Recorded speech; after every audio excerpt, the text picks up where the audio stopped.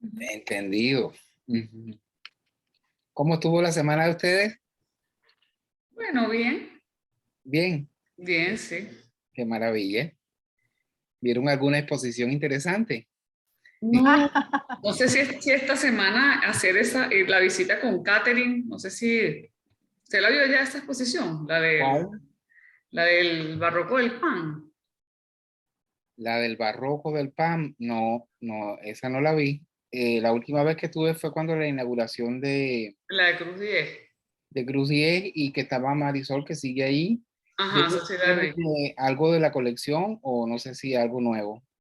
Porque en realidad no, no lo vi todo, solo me concentré en Cruz 10 y en Se Marisol. llama De los Andes al Caribe, Arte Hispano en las Américas, from the Toma Collection. Ah, de eso Ajá, debe. Ah, ese es reciente. esto. Sí, ese es reciente. Esa no Ajá. lo Oye, pero en vi. Miami hay bastante movimiento, ¿no? Por lo Sí, que veo, los sí, escucho a bastante. ustedes todo el tiempo Sí, sí lo hay. conversando sobre exposiciones, qué bueno, ¿verdad? Sí, sí, sí. De todas maneras, claro, es una ciudad muy dispersa y atomizada. Sí, Y claro, entonces las cosas ocurren todas al mismo tiempo y sin un orden. Entonces tú tienes que tener criterio para armar una agenda, ¿no? claro, claro, Y irlo viendo todo poco a poco con criterio, porque si no te saturas de cosas que no siempre son relevantes, ¿no? claro, claro. Pero bueno, como en todas las ciudades, eso pasa en todas las ciudades. Pero aquí tiene la singularidad de que es una ciudad que está expandida, ¿no? Entonces los Sí, desplazamientos son promedio infinito. de media hora, ¿no? Sí, sí, sí. Y tienes toda una franja para recorrer, ¿no? Toda la costa de sur a norte y El norte, no es el Y no West están Palm. concentradas en la zona sur. no, no No, necesariamente. no necesariamente. Bajando de Palm Beach hacia acá, tienes el Museo de Palm Beach, tienes el de Coral Spring, el de Boca Ratón, el de Fort Lauderdale, ah, em, y luego en Miami Beach, el fin de semana antes pasado visité el Bass Museum, que ese no lo conocía, ¿Cuál es? ¿Cómo se llama, profe? The Bass Museum. Ah, sí, no, tampoco lo conozco. Excelente, una muy buena programación contemporánea. ¿Y dónde Y está allí mismo, ubicado? eso está en Miami Beach, en En la Miami Collins Beach. Avenue. Voy a Mm, buscar. A mí me encantó, profe, el Museo Dalí. El Museo Dalí, eso ya está más para Claro, pero arriba. San Petersburgo, pero me pareció que es un museo demasiado moderno. El museo como Ujú. interactivo, me encantó que, o sea, te tomas el selfie con él y Y, entonces ves esa parte que la realidad virtual. O sea, por eso que me pareció que era un museo muy, muy actual, muy vanguardista, ¿no?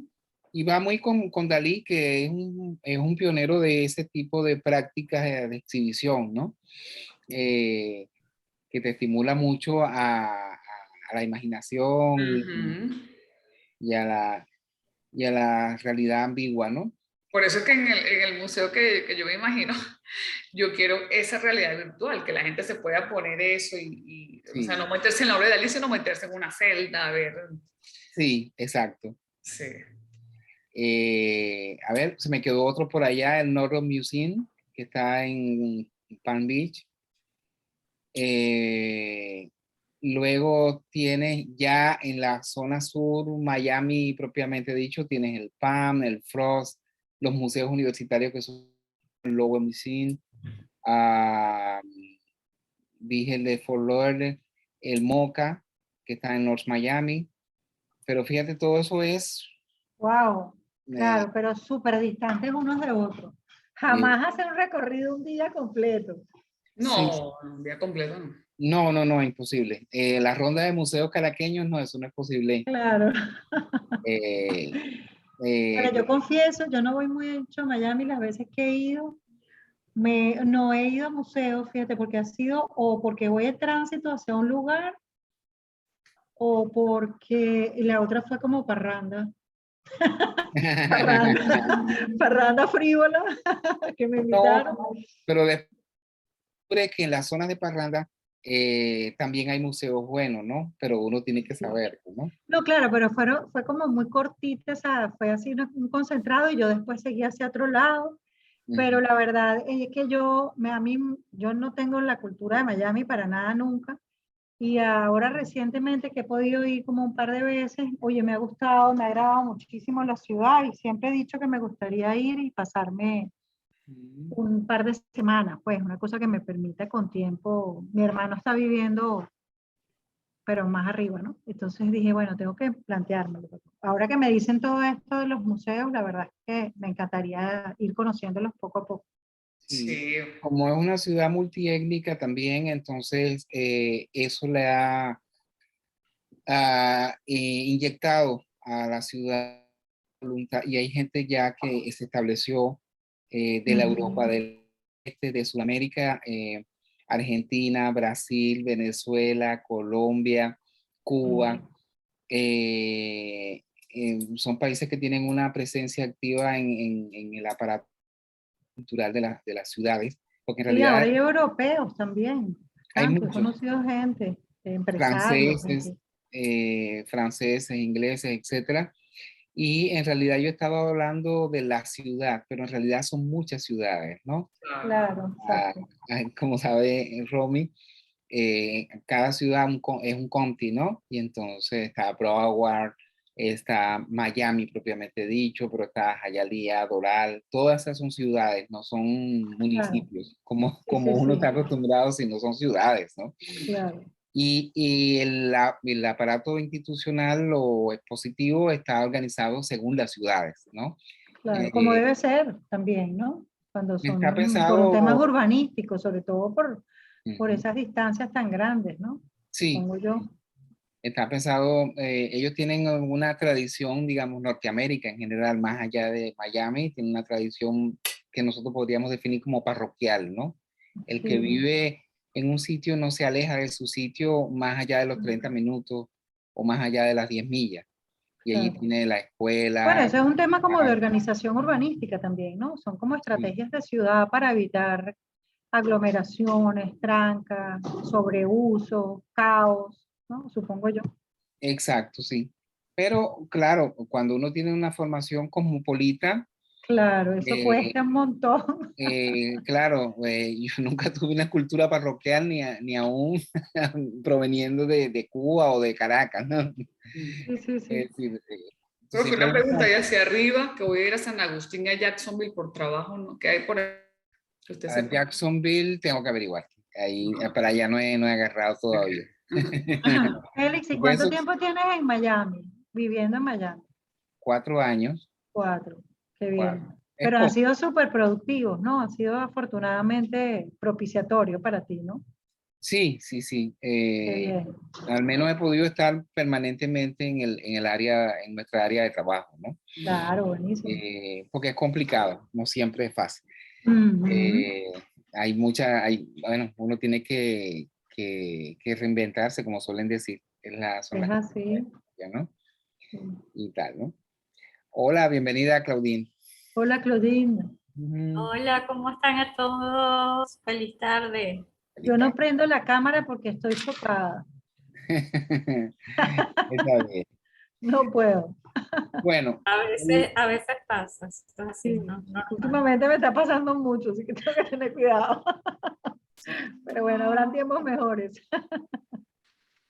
hoy vamos a retomar nuestra asignatura sobre museos en Latinoamérica o sobre Latinoamérica, porque ya se nos ha expandido el tema en vista de que hemos visto también que más allá del continente hay interés en lo que se genera en las artes de Latinoamérica y de cómo se organizan, digamos, esas plataformas para conservar, estudiar y difundir el trabajo de los artistas latinoamericanos, ¿no? Hoy vamos a continuar con nuestros temas específicos de la organización museal. Vamos a pasar a una nueva fase. En el encuentro anterior, recuerdan que estuvimos revisando eh, algunas áreas y departamentos como el área de curaduría, el área de conservación, el área de registro. Hoy nos vamos a ocupar de las áreas de comunicación. Y en esas áreas de comunicación hemos incluido varios aspectos, ¿no? Hemos incluido las publicaciones, hemos incluido la prensa y hemos incluido la educación, ¿no? Entonces voy a comenzar compartiéndole unas imágenes para comentar. Ok, aquí vamos, compartir, aquí estamos. Ok.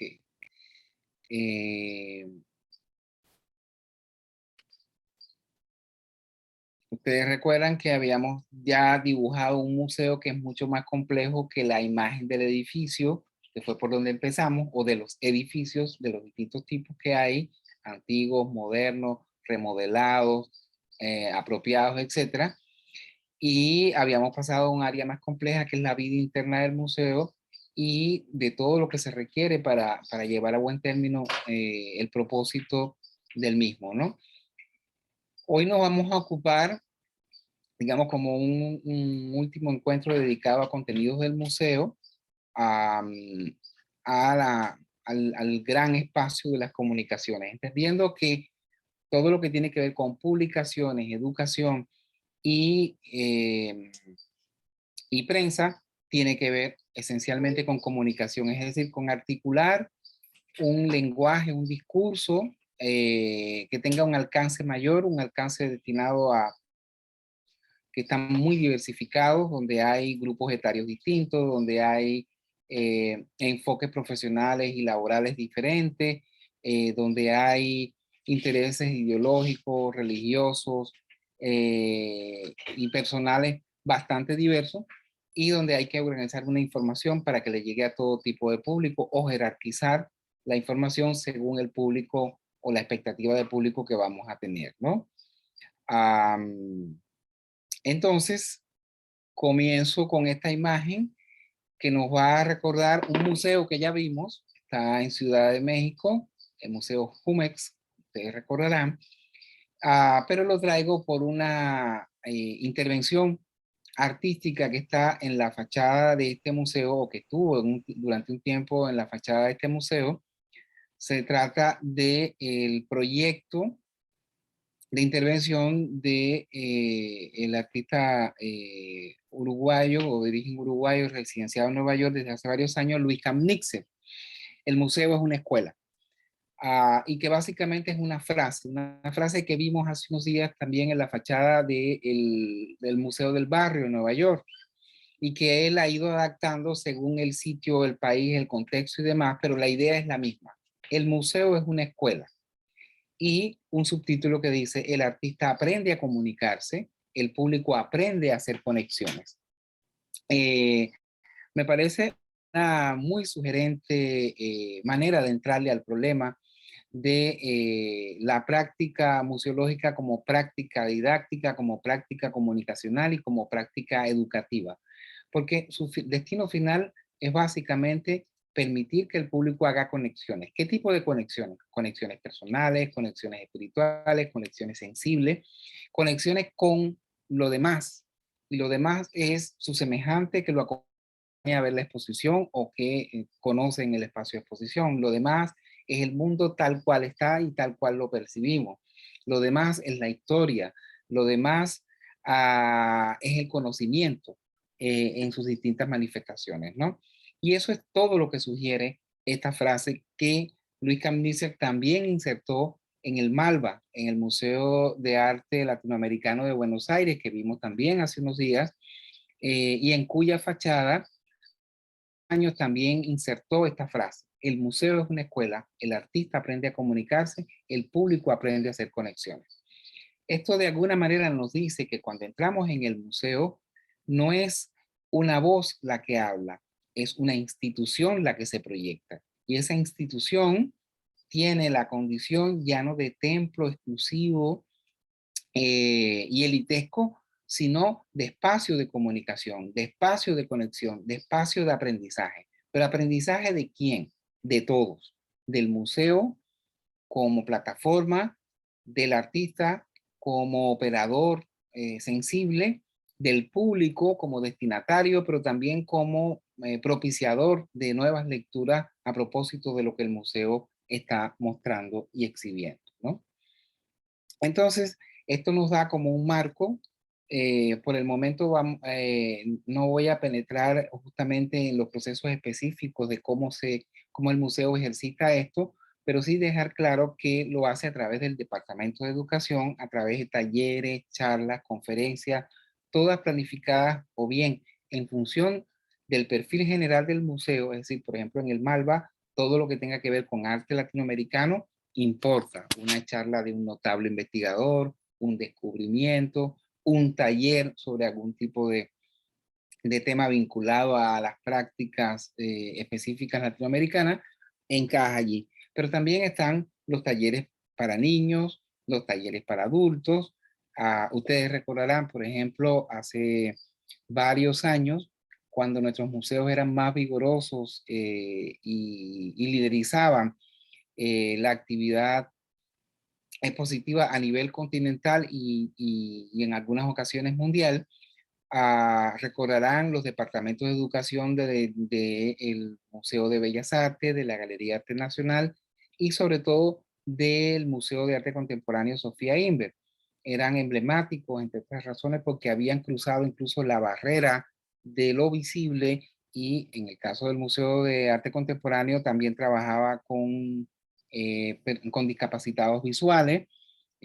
Recuerdan la transcripción, si se puede decir así, de las obras de Picasso a braille, en la sala braille que tenía el museo y que era una sala muy de avanzada para el momento en el que se presentó y donde la obra de arte trascendía el elemento visible y también se convertía también en un elemento táctil, ¿no?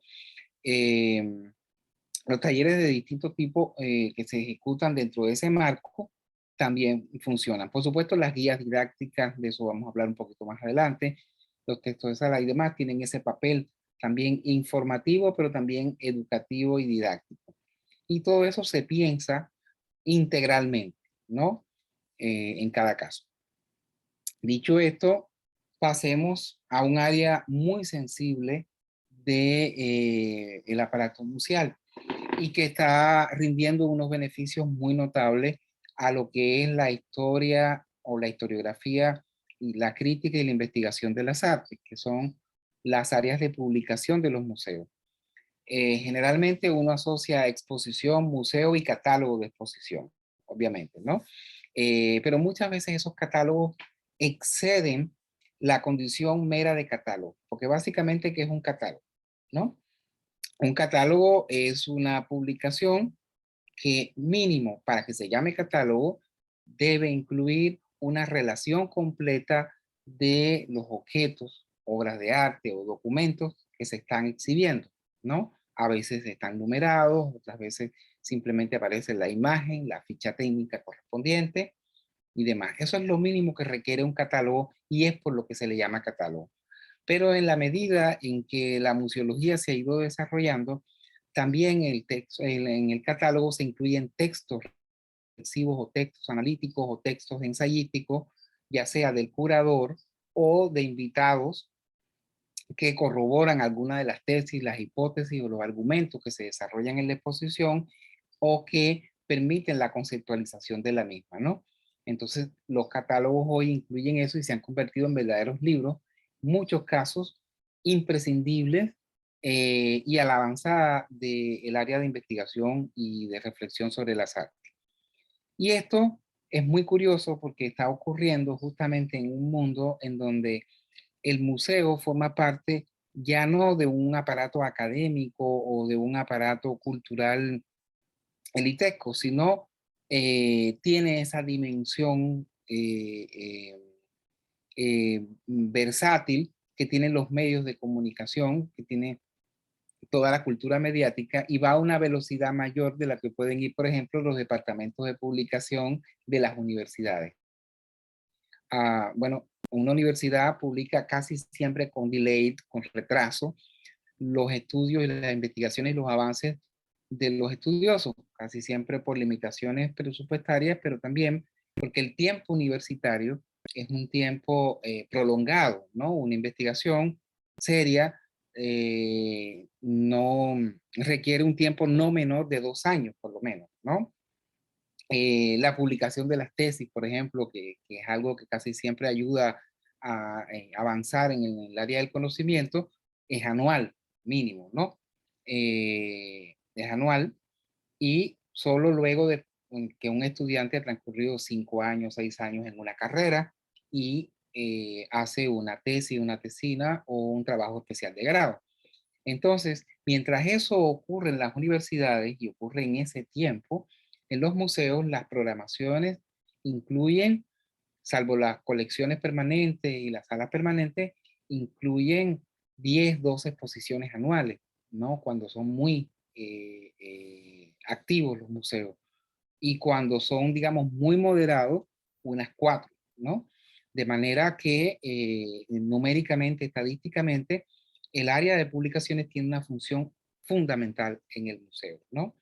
Les estoy mostrando una imagen del catálogo Ante América en la Biblioteca Luis Ángel Arango, en Bogotá, adscrita a el Museo del Banco de la República, una institución que vimos en nuestros encuentros anteriores. Y este catálogo Ante América, hoy, aún hoy,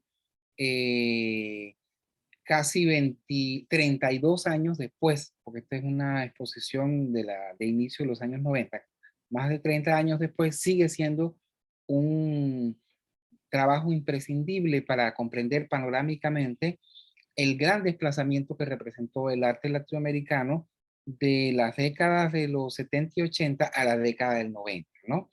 Donde ya incluso se introdujo el término latino, se incluyeron artistas que sin residir en América Latina y habiendo tenido una educación fuera de América Latina, por ejemplo en Norteamérica, ya estaban representados allí en este catálogo. Es decir, es un estudio que rompió las barreras de lo latinoamericano como una cuestión meramente territorial y se convirtió también en una cuestión esencialmente cultural e identitaria, ¿no? El autor principal de este catálogo es Gerardo Mosquera, aunque escribieron también otros estudiosos invitados por él, quien fue el curador de la muestra Antiamérica, y que, por cierto, Antiamérica también tuvo un momento en Caracas para esos años. No recuerdo ahora muy bien si fue en el Ateneo de Caracas o en el Museo Alejandro Otero, pero sí itineró por Venezuela esta exposición, ¿no? Entonces, quien quiera pensar lo latinoamericano en su dimensión vasta, debería revisar este catálogo, por ejemplo, ¿no? Aquí tienen también una colección de varias aproximaciones, varios catálogos. Esto es en el Museo Nacional Reina Sofía en Madrid. Entre 2000 y 2001 se hicieron una secuencia de exposiciones, ¿no? Con varios curadores. Uno de ellos era el ya mencionado Gerardo Mosquera. Otra de ellas era quien fue además la gran coordinadora y conceptualizadora del proyecto, la puertorriqueña, Mari Carmen Ramírez, de quien hemos conversado anteriormente, pues es la autora de la iniciativa de el Centro Documental de Houston, en el Museo de Bellas Artes de Houston. Y así, varios autores se encargaron de varios segmentos, ¿no? De el arte latinoamericano visto con esa óptica ya de nuevo milenio, ¿no? Y aquí tenemos otra mirada más, ¿no? Estos 4 catálogos en su conjunto, que culmina en el catálogo de la parte derecha, Heterotopías, Medio Siglo Sin Lugar, que era el subtítulo, daba una lectura post Segunda Guerra Mundial del arte latinoamericano, donde ya las cosas habían cambiado, ya no era la idea de la modernidad la que prevalecía, sino la idea de una cultura cada vez más mixta, versátil, globalizada, donde los temas de la identidad ahora pasaban también por los temas de la mezcla y de la transustanciación y las transacciones también, a su vez, de un lado a otro. y de cómo los artistas latinoamericanos estaban revisando eso, cómo miraban el minimalismo, que era una especie de minimalismo pervertido, en palabras de Raúl Mosquera, el papel del documento, que tenía una significación importante a inicio de los 70 como registro de obra, y cómo el documento se estableció también como una práctica específica dentro de las variantes de arte conceptual y posteriores a estas, ¿no? Entonces, bueno, tenemos allí una gama bastante variada de opciones que se trabajaron en estos catálogos, ¿no? Ok, hacemos una pausa aquí. Entonces, se entiende bien la idea del museo como una entidad que no solamente en la propuesta de Kambitzer, sino en los presupuestos mismos del museo ya estaban previstas, ¿no? Esa dimensión educativa que debe tener el museo y cómo empieza a cumplirla en sus diferentes niveles. Y uno de esos niveles es el área de publicaciones, de las cuales hemos puesto unos ejemplos. ¿Se entiende eso? Totalmente. Ok. Bueno, ustedes recordarán los notabilísimos catálogos que se publicaban, que se solían publicar en los museos venezolanos. Recuerdo uno muy notable que es prácticamente el único que existe cuando ustedes van a estudiar el arte prehispánico en Venezuela, el único gran catálogo que fue diseñado además por Álvaro Sotillo y atendido directamente fue el último proyecto curatorial de don Miguel Arroyo, uno de los monumentos de la museología venezolana. Y bueno, allí está un registro bastante amplio, bastante exhaustivo, bastante cuidado, y sin embargo no es suficiente, pero es el único que tenemos. Ni siquiera una universidad, ni siquiera la entidad que se dedica al estudio de las tradiciones en Venezuela, etcétera, ha publicado un libro de ese carácter de más de 300 páginas, con un diseño exquisito, con una catalogación impecable, en donde trabajaron varios investigadores, pero bajo la orientación de Miguel Arroyo. Es decir, ahí trabajó también Lourdes Blanco, quien era también su esposa. Trabajó un investigador, un joven investigador de entonces, Ernesto J. Guevara, que trabajaba en la Galería Arte Nacional, y se hizo una puesta en escena para la exposición bastante espectacular. La hizo Carmen Araujo en su versión museógrafa. Ustedes saben, Carmen Araujo es arquitecto, era museógrafa de la Galería Arte Nacional y posteriormente hizo una maestría en museología en la Universidad de Valladolid y después se convirtió en la excelente galerista que es hoy y que seguramente ustedes han visitado su espacio, ¿no? Entonces, vean ustedes toda la historia que hay detrás de cada una de estas áreas y de lo que ellas significan, ¿no? Eso por poner un ejemplo. Pero también hay muchos otros ejemplos. El notabilísimo catálogo que publicaron Juan Ignacio Parra y el doctor Rafael Romero a propósito de una magnífica exposición que se hizo a mediados de los años 90 en la Galería Internacional, que era Rojas, Tovar y Michelena, ¿no? Que fue la última vez que en público se vio, por ejemplo, el magnífico cuadro Pentesilea de Michelena, que está en el Círculo Militar, que por razones obvias es casi una obra privada, solo lo ven los militares cuando lo ven, ¿no? Porque está en sus dependencias, ¿no? Y ellos trajeron la obra, no solamente trajeron esa, la confrontaron con el Huelvan Caras y con toda la pintura épica del siglo XIX. ¿Cómo se Pero llama, profe, para buscarla aquí? Mientras hablamos. se llamaba algo así como Michelena, Tovar y Rojas, que son los tres grandes maestros del siglo XIX. Galería Arte Nacional, esos años, por los años 90, y los curadores fueron Juan Ignacio Parra y Rafael Romero, ¿no?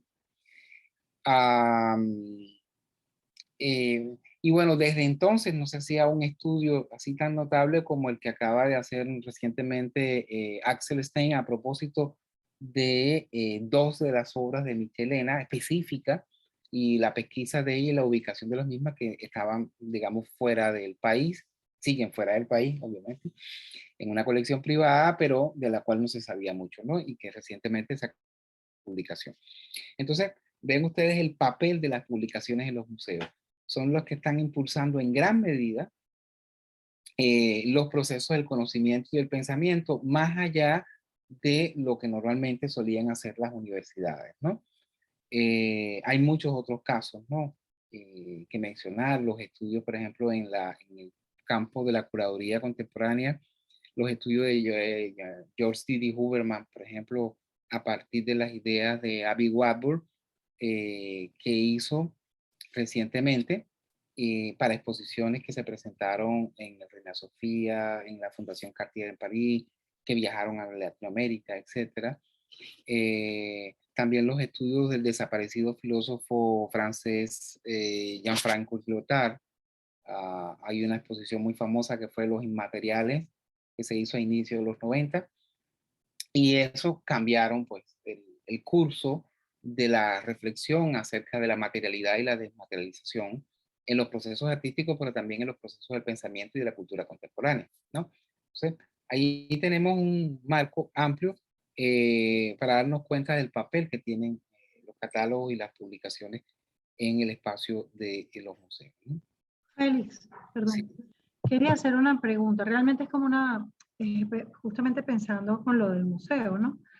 Sí, cuando se habla de comunicación, obviamente, como bien lo sintetizaste tú, pues es crear canales de comunicación eficientes, o sea, articular, digamos, todo lo que es el discurso de la institución, pero también las consideraciones específicas de cada exposición, ¿no? A través de los catálogos o guías de sala, etcétera, etcétera, ¿cierto? Sí. Yo tengo una duda metódica. Ajá. Por ejemplo, fíjate, por ejemplo, para la elaboración de un catálogo, pues obviamente se necesita especialización y se necesita formación. Es decir, lo concibe, lo ordena, lo redacta alguien con el conocimiento. Y digamos, en el área de comunicación del museo, se ejecuta, digamos, la parte que tiene que ver con la impresión del material y la ejecución correcta de ese bellísimo catálogo, ¿no? Pero digamos, todo lo que tiene que ver con contenidos que son muy especializados y que además están vinculados con la visión del curador y los textos del curador, etcétera, etcétera, y se invita a otra gente a escribir, etcétera, etcétera. Es decir, en cómo se divide, que tengo una duda. Porque claro, yo trabajo en comunicación. Para mí la comunicación, en un cierto sentido, está en la parte estratégica, que es la voz del museo, para acceder o para representarse ante el colectivo, pues, ¿no? Con todas sus segmentaciones y todas sus estrategias muy diversas. Pero internamente hay un trabajo que es mucho más, eso, que requiere como de especialización. Por ejemplo, lo que es las materias que tienen que ver con guías de salas o textos, eso, que van a publicaciones o bien catálogos o guías de salas, ¿no? Es decir, ¿quién coordina eso y en qué ámbito o sea, yo imagino que es un trabajo dividido en dos áreas, ¿no? Dentro del museo. Ok, buena pregunta. Vamos a repasar un momentico algo que ya vimos y eso nos va a aclarar todo. Voy aquí. Me voy atrás un momentito. Van a disculpar, no se vayan a marear. Ok, aquí. Ok.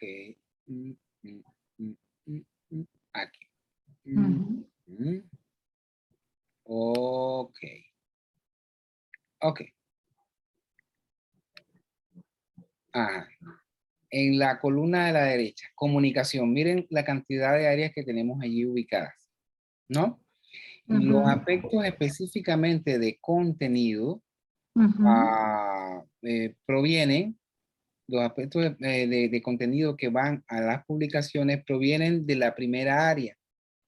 De las colecciones. De colecciones. Y allí hay un personaje que es importante, que es el que trabaja en el área de curaduría, como ya sabemos, ¿no? En la línea, en En la primera columna al final, curaduría, que se ocupa de la investigación, análisis y conceptualización, ¿no? Sí, Los textos o los contenidos generalmente viajan desde aquí hasta la columna 3, comunicación, y llegan ujú, al área de publicaciones, exacto. que es un Que departamento supervisa, pues, que supervisa eh, la ejecución. más que supervisa, corrige los textos, Ajá, porque los investigadores no son escritores, claro, claro, necesariamente. Escriben claro. correctamente el español correcto, Sí, pero sí, no cuando entiendo. tú, Siempre se corrigen los textos que van a editarse.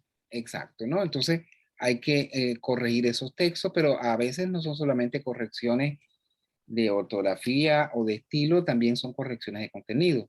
Yo recuerdo en uno de mis primeros textos, antes de que llegara al área de comunicación, pasó por mi supervisor o mi supervisora en este caso, ¿no? Y mi supervisora era historiadora, Gloria Urdaneta, una excelente persona, ustedes tal vez la conozcan. Y yo había escrito una frase que me gustaba, sé que la había leído en la prensa, pero ya, y yo pongo en la Venezuela Saudita, punto suspensivo, y ella me llamó y me preguntó, Félix, por favor, ¿qué quieres decir tú con la frase Venezuela Saudita? Entonces yo le digo, bueno, no, la Venezuela petrolera. Me dice, Félix, pero la Venezuela petrolera no tiene nada que ver con Arabia Saudita. Entonces yo le digo, bueno, yo leí en prensa y tal, y dice, sí, eso es una cosa es en la prensa y otra cosa es un texto para un catálogo donde nosotros estamos afirmando un área de conocimiento. El nombre correcto es efectivamente, la frase correcta es la Venezuela posterior a la nacionalización petrolera que acontece en la década del 70 y ¿no? Por supuesto, era muy pertinente su observación desde el punto de vista historiográfico. Yo quería escribir muy ah, bueno, también en mis limitaciones de conocimiento para entonces en historiografía social y política venezolana, ¿no? Todavía no sabía lo suficiente y era obvio que necesitaba un ajuste de contenido, ¿no?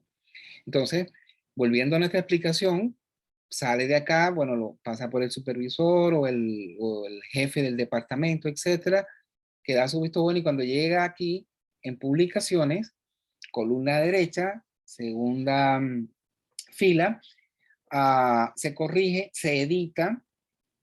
A veces hay ediciones, por ejemplo, te dicen, sí, pero mira, el presupuesto que tenemos para un catálogo es 60 páginas y tenemos que poner las imágenes, los textos, y tú escribiste 45 páginas. No podemos. Eso es un libro casi. Necesitamos que lo lleves a 10 páginas. Wow, 10 páginas. ¿Qué hago yo con las otras 30? Ah, bueno. Eh, Normalmente te pueden sugerir cosas, pero siempre es preferible que lo haga el autor, ¿no? Y después se corrige de nuevo. Siempre, claro, Ujú. siempre. Y sobre todo cuando tienes que hacer una síntesis tan grande, ¿no? Ujú. Exacto, porque ¿cuál es la tentación del curador que ha investigado, analizado y conceptualizado o del invitado que vino, que es un experto en su área?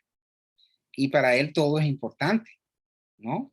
Pero tenemos que comunicar y le vamos a comunicar a gente no experta.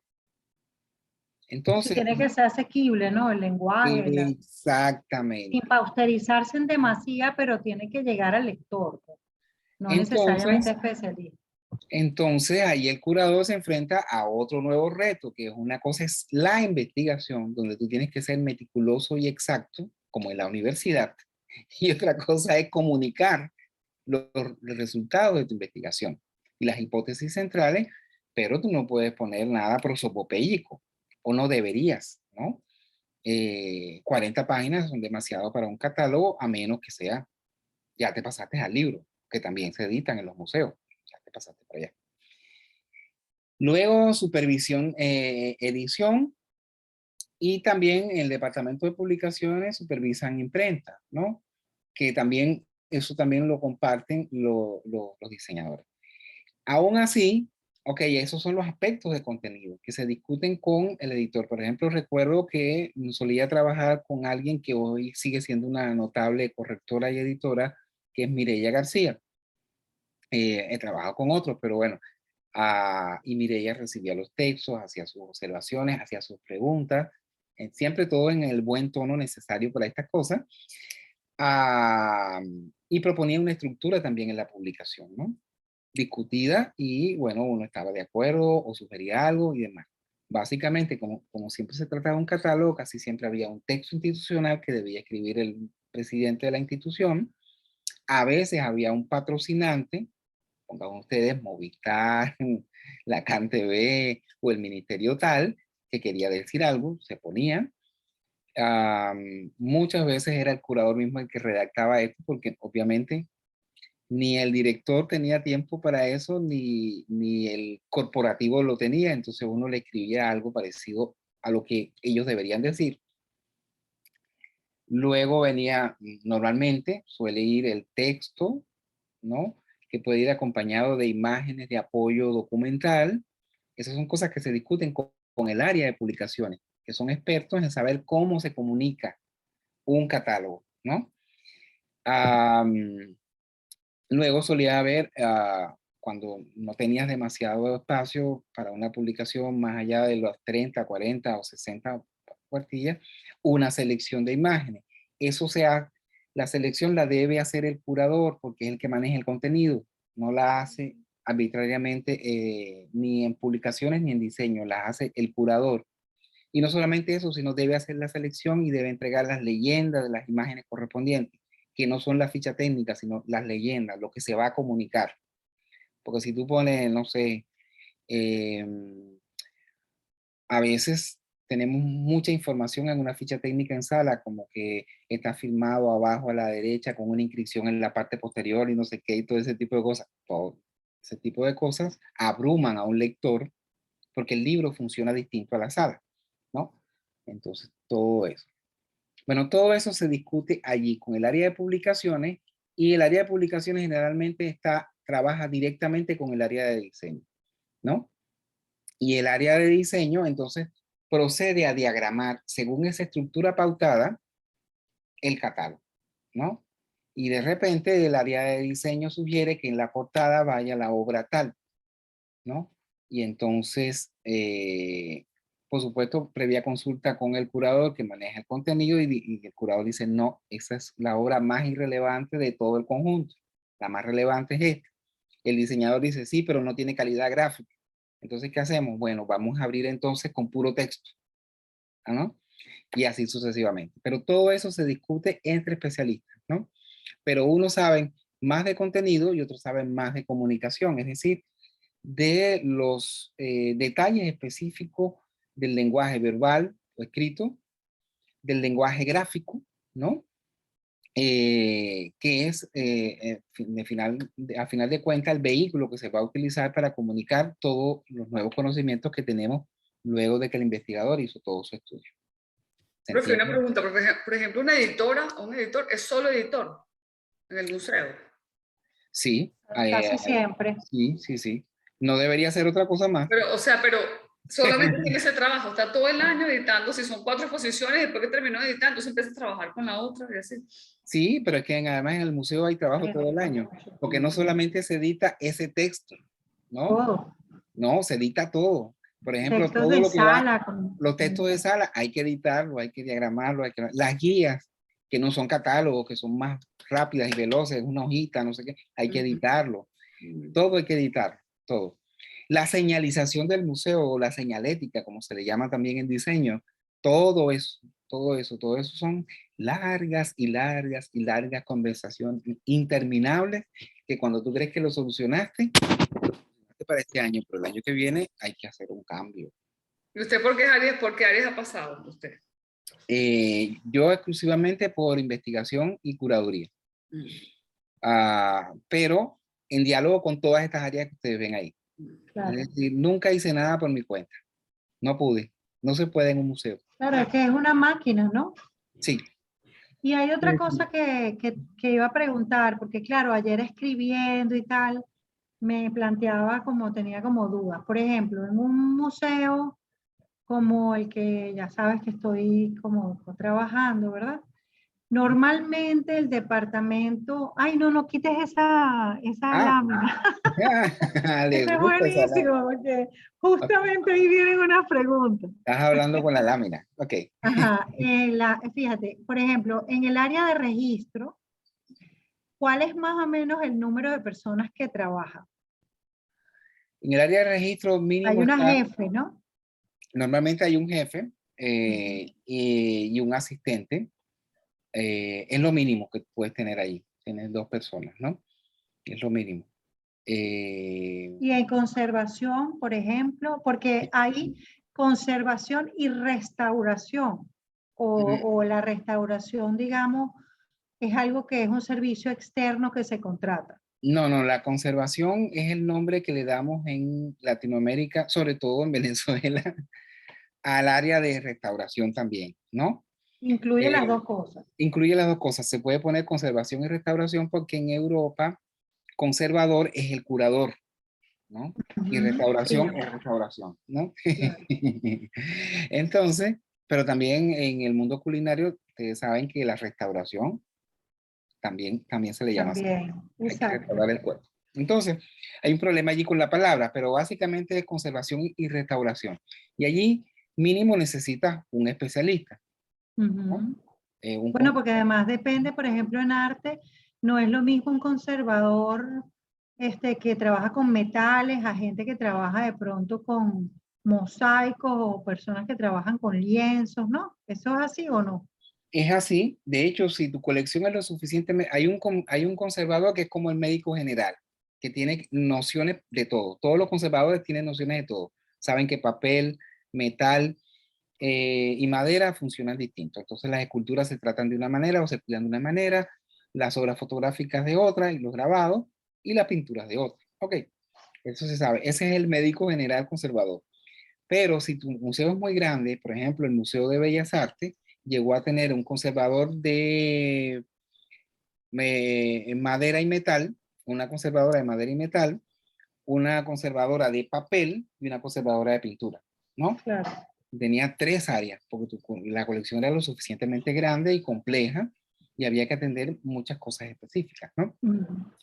Para ser específico, por ejemplo, el Museo de Bellas Artes fue el primero que tuvo en Venezuela, para tu área que sé que puede ser de interés, fue el primero que tuvo en Venezuela un área de curaduría, columna 1, de fotografía, que dirigió Yosun Doronzo. Ronsoro. Ujú. Fue la primera que tuvo eso, ¿no? Y después eso obligó a tener un conservador específicamente de papel. Hay una Claro. conservadora, por ejemplo, muy buena, que no sé si sigue activa en el museo, pero por lo menos sé que sigue activa como conservadora, que es Marisela Ramírez, Mm. una conocedora de todo el tema de papel, etcétera, y demás, ¿no? Y Em, María Oxy también, ¿no? Es María Auxi, especialista en papel, de pero papel. exacto, unas son en papel solamente, otras son en fotografía solamente. Sagrario Berti, que es experta en archivos y documentos, por ejemplo, también yo la conocí como conservadora en el área de papel de la Galería Internacional, pero ella tiene otros Mm, estudios, ¿no? Y así sucesivamente. claro. Vilena Figueira, que es conservadora y también es curadora, ¿no? Para poner ejemplos venezolanos, ¿no? Varios Claro, ejemplos claro. venezolanos en esta área complicada, ¿no? O sea que en un departamento de conservación hablamos de por lo menos mínimo 3 personas. Podría tener, bueno, el mínimo es uno, que es alguien que sepa qué hacer en caso de, ¿no? Claro, pero tiene que tener ejecutantes, gente que, ¿no? Si son instituciones muy pequeñas, a veces solo hay uno, ¿sabes? ¿No? Mm, Pero, y incluso a veces solo tienes una especie de coordinador que te dice, necesitamos un conservador y hay que contratarlo externamente, pero eso obedece más a razones presupuestarias administrativas que a razones de requerimientos del museo, ¿no? El claro, museo necesita que haya conservación, ¿no? claro. Si no tienes Y un criterios conservador, de conservación aplicados a todo lo largo de sus acciones ujú, históricas en tiempo, espacio y todo. exacto, pero si no tienes recursos suficientes para pagarle lo que significa, pues, a un conservador no solamente sus horas de trabajo, sino sus vacaciones y todo ese tipo de cosas, lo que haces es contratas puntualmente, ¿no? Pero tiene que tener a alguien experto en que detecte que sí, mira, hay mucha humedad aquí, hay que llamar a un observador para que diga cómo está esto, ¿no? Que venga, que venga. Y así. Y, por ejemplo, en ese caso, Félix, perdón la pregunta, pero es para como razonar. Por ejemplo, en ese caso hay un trabajo, por ejemplo, para detectar que en el ámbito donde están las obras hay una humedad repentina, ha habido un cambio. Allí también se acciona en el área de registro, o sea, de alguna manera es un tenedor de ese patrimonio y entra en contacto con el conservador. O sea, ¿hay Sí, ahí algún, o sea, a lo largo del tiempo y las jornadas, hay como el registrador detecta que hay un problema de humedad en un área o que hay unas obras que han presentado evidencias de estar sufriendo por humedad? sí, ¿No? sí, totalmente. El registrador, el conservador, incluso en algunas instituciones, recuerdo en los museos venezolanos, casi siempre conservación y registro están juntos. Ah, ok. Ujú. En el espacio. Sí, o sea, son una unidad o una gerencia, gerencia de conservación y registro, que está Ah, a compuesta ver, por eso tiene el, sentido. el gerente general de esa Claro, área, después el jefe de conservación y el jefe de registro. Y claro. después el personal de cada uno de ellos. Son unos Mm, organigramas así. ¿Ok? Y claro. generalmente están juntos y trabajan juntos. Porque cuando el conservador necesita traer una obra de los depósitos, no la puede traer por sí mismo. Tiene que pedírselo al departamento de registro. Mira, registro, Claro. necesito sacar la obra y llevarla para el laboratorio. Ok. Entonces, no, nadie puede hacer nada solo en el museo. Y una pregunta, Félix, en el caso de la Galería Arte Nacional de antes, en ese edificio de Villanueva, ¿dónde estaban los depósitos? Antes que Eh, se construyera el área del Museo de Bellas Artes detrás. Ustedes se recuerdan un área al fondo cuando uno Es iba para la curva, cinemateca. es curva. Cuando uno va para la cinemateca, Ujú. ajá, al fondo estaba el CINAP, el Centro de Información. Y a la izquierda había en un jardincito, que hay un jardincito interno allí, donde habían unas palmitas y unos petroglifos. ¿Recuerdan el jardín de los petroglifos? Sí. Ahí estaban. Los depósitos estaban ahí. Ujú. Mm. Pero esas son áreas normalmente en el museo tradicional y los nuestros ya son tradicionales, eran áreas tan privadas que se tenía absoluta discreción sobre dónde estaban, ¿no? ¿Dónde estaban? Claro, Ujú. por preservarlo, ¿no? Hoy todo lo contrario, hoy vengan, vean, vean, vean. Y otra pregunta, sigo la preguntadera. En el caso, por ejemplo, del área de curaduría, digamos, un museo como en el que tú trabajaste, en el Maxis, tenía en el área de curaduría cuántas personas. Me imagino que es el mismo principio, un jefe o un gerente Ujú. y unas personas bajo su tutela. O sea, ¿cuántas personas estaban o componían esa área de curaduría? Bueno, en el tiempo que yo trabajé éramos 5 investigadores, un gerente y un jefe de investigación. Ujú. Mm. Ujú. Y nos dividimos el estudio de la colección, porque la función de un investigador en un museo no es hacer teorías imaginarias sobre el arte, es estudiar la colección. Primera misión. A ver, perfecto. Entonces, si la colección, por ejemplo, la del Museo de Arte Contemporáneo, que tenía fundamentalmente arte moderno y contemporáneo, valga la redundancia, pero tenía europeo, norteamericano Y y, latinoamericano. y venezolano, ¿no? Y latinoamericano también. Lo podías dividir por esa estructura, ¿no? O lo podías dividir por áreas, papel, escultura y pintura. Esa es la otra. Y así. Normalmente la forma de abordar la colección demarca lo que tú quieres proyectar también hacia afuera. Entonces, los museos enciclopédicos a los museos de bellas artes tienden a dividir entre arte europeo, arte antiguo, arte contemporáneo, etcétera, ¿no? Los museos más recientes tienden a dividir entre áreas de contenido, ¿no? Áreas de contenido y no se centran tanto en las técnicas y los materiales, ¿no? Y así. Y entonces, bueno, tú asignas, este investigador se va a ocupar de aquí a aquí, y su trabajo es, como su trabajo no es apurado, un investigador generalmente, si está cómodo, está feliz con lo que está haciendo, puede tardar 10 años en un área.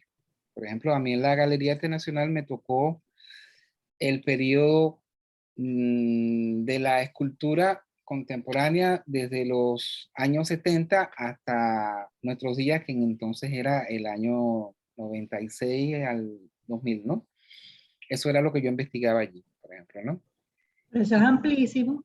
Ajá, era amplísimo y tenía Y mucho. ese criterio de investigación es trazado por el gerente del área en Es base a las estrategias del museo. así. Sí, porque claro, aquí todavía el organigrama no está completo, ¿no? Pero si tú haces una pirámide y saltas por encima de donde dice área de actividad museística y llegas, por ejemplo, a la junta directiva, el comité asesor, el director ejecutivo y el director general, ¿no? Cuando llega el director general, porque tú, si el director general se llama Miguel Arroyo, ¿no? Y Miguel Arroyo dice que lo más importante del arte es lo estético, él va a organizar, le va a dar instrucciones a su equipo para trabajar desde lo estético, ¿no? Entonces, el comité asesor lo va a asistir y le va a hacer cualquier tipo de cosas. El director ejecutivo es el que va a ejecutar ese enfoque y lo va a discutir con todas las áreas, ¿no? Colecciones, exposiciones y comunicación, con los gerentes de cada una de las áreas, ¿no? Porque eso va a delinear cómo vas a estudiar la colección, cómo la vas a ejecutar y cómo lo vas a comunicar, ¿no? Claro. Bueno, entonces algún experto puede, digamos, si tuviera una mirada cenital cronológica, entender la impronta que cada director general ha tenido en por sus líneas de interés específicos, ¿no? Y que Absolutamente. generaron una impronta en las investigaciones, en las exposiciones, etcétera, ¿no? Absolutamente, es así. Es así y de hecho eso es un diagrama que puedes hacer y lo ves clarito, ¿no? Por ejemplo, si tu museo es cronológico, histórico, por ejemplo, el museo histórico, obviamente vas a estudiar las cosas temporalmente. Pero si el director llega y dice, no, señores, se acabó la cronología en la historia porque eso no explica, los hechos a veces son complejos. Entonces yo voy Ujú. a enfocarme desde el punto de vista de la analogía. Por ejemplo, eso fue lo que hizo Luis Enrique Pérez Orama en varias exposiciones que hizo en la Galería Internacional sin ser el director. Pero era una línea experimental que quería el director ¿Que era quién? Luis Enrique Pérez Orama. Ah, en ese momento era Clementina Bahamonde, Claro. no recuerdo. Entonces Luis Enrique Pérez Orama llegó y propuso primero un proyecto que se llamaba Confrontaciones y Analogía. Y él agarraba una obra del siglo XIX, una obra del siglo XX, una obra de pintura, una obra de escultura, es decir, era muy heterogéneo y generaba una narrativa. Y en esa narrativa las cosas no sucedían por causa y efecto, ¿no? Claro. Es decir, no era primero esto y después lo otro, sino que todo eso sustentaba una tesis. Y esa tesis era que la La historia... correspondencia. Exacto. ¿No? Bueno, y que es mucho él gravita mucho un poco en eso, ¿no? Creo Exacto. yo. Entonces, pero eso fueron experimentos. Al mismo tiempo, la Galería Internacional siguió haciendo exposiciones cronológicas o históricas, ¿no? Eh, eh, o exposiciones retrospectivas, ¿no? Porque era un momento en que los museos estaban cambiando, ¿no? Muchísimo, porque se acercaba el cambio de milenio y todo el mundo pensaba que si no nos moríamos teníamos que tener un museo nuevo. Y eso de si no nos moríamos, acuérdense del efecto Y2K y todo ese tipo de cosas. Del año 2000 y los 000 y que se iba a acabar el mundo y se iban a arrancar las computadoras y nada, el apocalipsis. Entonces todo el mundo estaba trabajando en reenfocar los museos para un siglo que venía, ¿no? Entonces eso formó parte de toda esa dinámica de fin de siglo, ¿no? Por poner aquel caso de ejemplo. Ya en el siglo XXI estamos en otra dinámica que se acerca mucho a lo que comentaba hace un rato Romy sobre su visita al Museo Dalí, ¿no? Ahorita tiene que ver con la implementación de nuevas tecnologías para expandir la experiencia del arte, con cambiar las estrategias de comunicación, con utilizar plataformas más livianas como las de Instagram, redes sociales, con, con invitar a personas que sean esencialmente más comunicadores que eruditos, porque la figura del erudito no es que está desacreditada, sino que es indigerible por la mayor parte de la audiencia. Sí, sí. Entonces, Casi ofensivo. exacto. Entonces, claro, afortunadamente hay muchos investigadores, estudiosos y conocedores que también tienen el don de la comunicación, pero no todos son así. No todos son Humberto Eco, ¿no? O no todos son Hans Ulrich Ulrich, ¿no? Que son buenos comunicadores o comunicadoras, porque también hay muy buenas estudiosas en la materia también muy activas. No todo el mundo es Susan Sontag, ¿no? Pero cuando tienes una Susan Sontag, úsala, ponla, ¿no? Hablar porque son personas que tienen un magnetismo especial con la audiencia, ¿no? Por la forma que habla, por los contenidos que maneja, pero también por el conocimiento, ¿no? Y puedes ir desde Susan Sontag hasta, ¿cómo es que se llamaba? ¿Cómo es que se llama la crítico mexicana que ha hecho muchos escándalos con el arte contemporáneo que dice que, Abelina Lesper. bueno, no puedes ir hasta Avelina. Y Avelina puede ser que no coincidamos con sus criterios y argumentos, pero es buena comunicadora, ¿no? Y por eso es parte de que, por eso gran parte de la audiencia Se eh, identifica quizás con se esta otra identifica. parte, sí. Y Yo se ha no, en lo identificado. particular, no me lo identifico para Sí, nada. pero la gente se identifica porque la pura verdad, señores, si vamos a trabajar en un museo, si vamos a trabajar con arte y si vamos a pensar en la audiencia, hay que decir lo que es cierto. La audiencia sigue desconcertada. La audiencia muchas veces no entiende por qué eso se exhibe en un museo, qué importancia tiene, ¿no? ¿Por qué tengo yo que ver un urinario en una sala? ¿Por qué tengo yo que ver por ejemplo, mi última experiencia que yo la disfruté mucho fue en ese museo que les comentaba, el Bass Museum en Miami Beach, y había instalado en plena sala, que era espectacular, un dispositivo de esos de los que se usan para lavar los carros en forma vertical, que son como unos cepillos que dan vuelta. Ajá, sí. Y era alucinante ver eso ahí, fuera de contexto, ¿no? Eh, pero la gente lo miraba como diciendo, "Ah, necesito que alguien me explique esto, ¿no?" Sí, sí. Ella Entonces, lleva como esa ujú. voz, digamos, ella, Avelina lleva como esa voz Entonces, de esa como esa crítica, ¿no? Pero critican mucho también, yo creo que hay muchas cosas. así es, pero eso son preguntas pertinentes. Sí, sí, El sí, tema sí, es cómo canalizarla. Lo que hizo Avelina de una vez se posicionó, ¿no? Que no es tampoco la postura más prudente en una era como la nuestra, una era muy compleja donde las cosas tienen no una, sino 5 explicaciones, ¿no? Pero de Eh, todas maneras esas figuras desde el punto de vista mediático son muy eficientes, ujú, porque captan un bloque que a lo mejor no es muy experto, pero empatiza con el conflicto, pues, ujú, con la beligerancia, sí, con el discurso encendido. sí, pero al mismo tiempo ustedes tienen experiencias muy placenteras como una que se están dando recientemente, creo que la comenté hace unos días. Tú te encuentras que el Museo del Prado semanalmente tiene 3 y 4 posts muy agradables donde una chica o un chico llegan y dicen, hola, buenas, qué sé yo, aquí estamos en el departamento de conservación del Prado y vamos a conversar con fulana de tal, que es la experta, eh, que es la experta y tal. Y entonces él le hace preguntas como si él fuera cualquiera, porque efectivamente él es cualquiera, él es simplemente un comunicador que tiene las mismas dudas que el público, ¿no? Y la experta explica esas cosas puntuales, que son preguntas frecuentes del público, ¿no?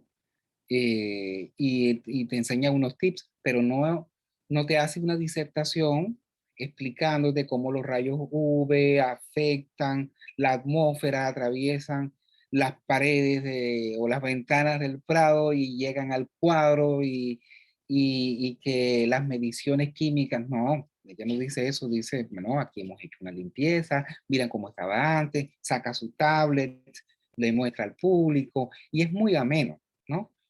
Y además tiene la experiencia de ver no colgada e impecable, sino la obra en una situación de trabajo, en un espacio laboral. Accedes a un lugar que era secreto, ¿no? Entiendes realmente qué hace un conservador. Te enteras que muchas veces, sobre todo en las corrientes actuales, los conservadores no tocan la obra en realidad. Lo que le hacen son limpiezas, no hacen reemplazos, no hacen repintes como hacían en otra época. Mira, se rompió aquí, cóselo, séllalo y píntalo de nuevo, ¿no? Déjalo tal cual, etcétera, ¿no? Entonces, todo eso te estás enterando ahorita, pero sin tecnicismo, ¿no? Eh, pero bueno, eh, creo que es un tema fascinante y supongo que en tu museo de la fotografía, eh, como en cualquier otro museo, hay que considerar eso, ¿no? Porque es el museo hablando.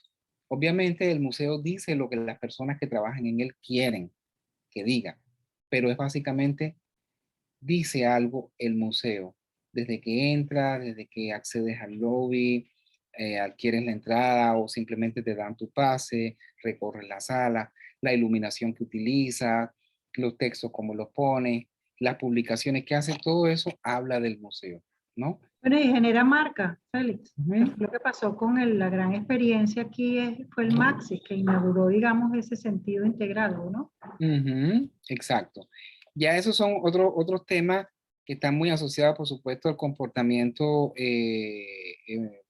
mercadotécnico y que también ayudaron a los museos a sobrevivir, porque los museos, como ya sabemos, también son entidades muy costosas, ¿no? Son muy costosas y en América, en Europa, tenemos la suerte de que los gobiernos ah, bajo esa visión universalista y paternalista, se han hecho cargo de los museos, pero en Asia y en Norteamérica no es así. Cada quien tiene que ocuparse de esos museos y tiene que ver cómo lo gestiona.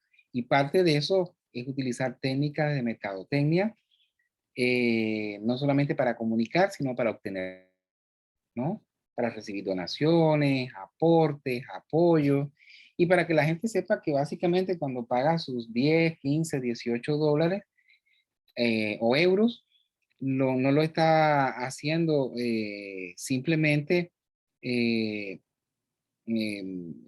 por perder su dinero, sino que lo está empleando sanamente, beneficiosamente para su cultura, esparcimiento y todo ese tipo de cosas. O sea, hay que trabajar duro en esa área, ¿no? La gente tiene que saber que para que todas esas riquezas y maravillas humanas convertidas en arte estén allí de la mejor manera, hace falta un esfuerzo y ese esfuerzo, si no lo hacen los gobiernos o los estados, o no es suficiente, porque a menudo los estados se encargan, pero no suficientemente, las instituciones tienen que buscar maneras de buscar recursos adicionales. Y es a través de esas técnicas que lo logran, ¿no? Okay. Bueno, vamos a seguir. Ok, aquí vamos a ver. No se me vayan a marear. Aquí voy a saltar un momentico de aquí hasta acá. Ok. Y okay.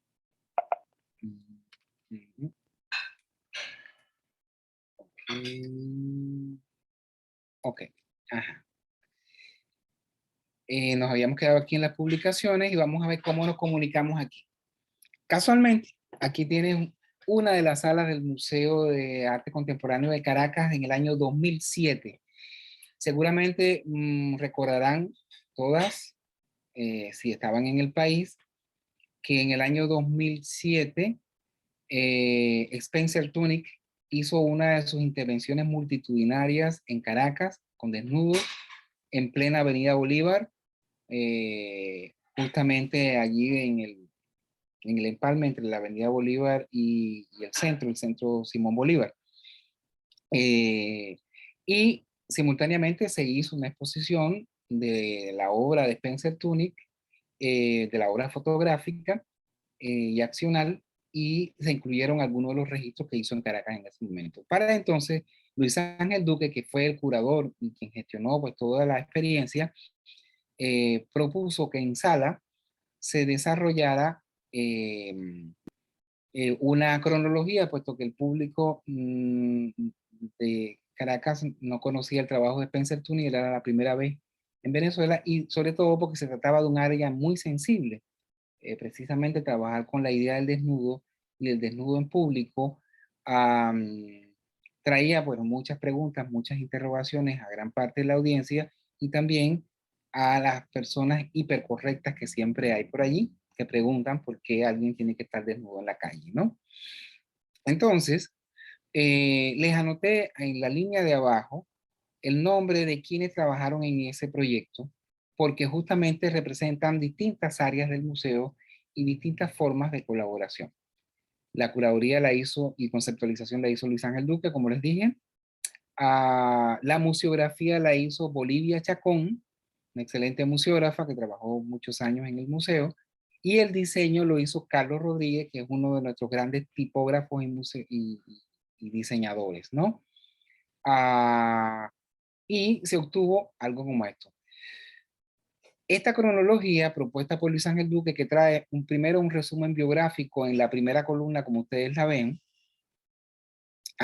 luego trae una secuencia fotográfica, fotos documentales, es decir, no son el tratamiento que se les dio aquí a la fotografía, no eran de obras de arte, sino de registros de acciones de Spencer Tunick, y una tipografía bastante elocuente y llamativa, como ustedes la ven, donde se jugó con el tema de las diagonales y las horizontales, y para orientar rápidamente al espectador que viera la secuencia temporal del artista, se colocaron los años. Pero vean ustedes el juego tipográfico de engrandecer la segunda cifra del año, ¿no?